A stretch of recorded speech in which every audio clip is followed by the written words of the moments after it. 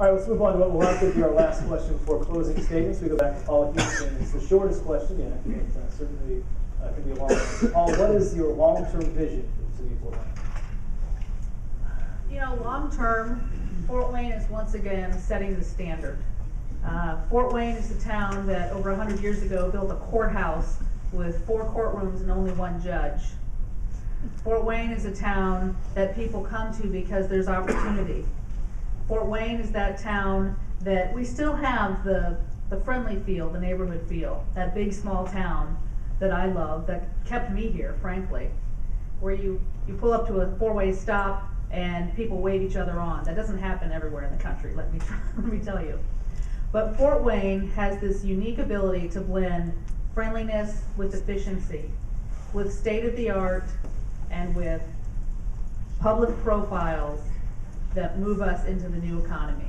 We have it. We have the talent right here. We have the people right here. We just have not come together in a way to move the community forward. And it's time. Fort Wayne has been on a Sunday afternoon stroll for years. We're just wandering along. It's time. It's Monday morning. It's time for us to get to work. I think that my vision would be that in a very few short years, that we would be named one of the best places in America to start a business, that we would be the standard with which people then would fly in and try to figure out what we're doing, why we're doing it, and how we're doing it. And I think that when you're a CEO of an organization, you largely lead a large organization like this with thematic goals. Many of the things that we've talked about are very similar. The real question is who can execute and who can get the job done? Who has the experience and the background to be able to move large organization of people and work together? And to do that, we have 3 themes. We want to create an environment of entrepreneurialism and innovation.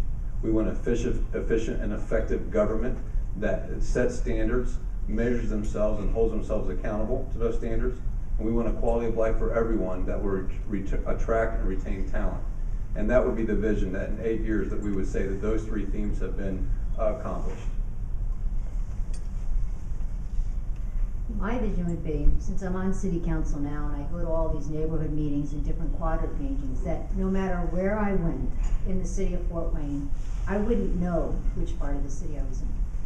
All the yards would be maintained, the streets would look the same, crime would be at the same levels, low levels wherever we go. And we don't have that right now.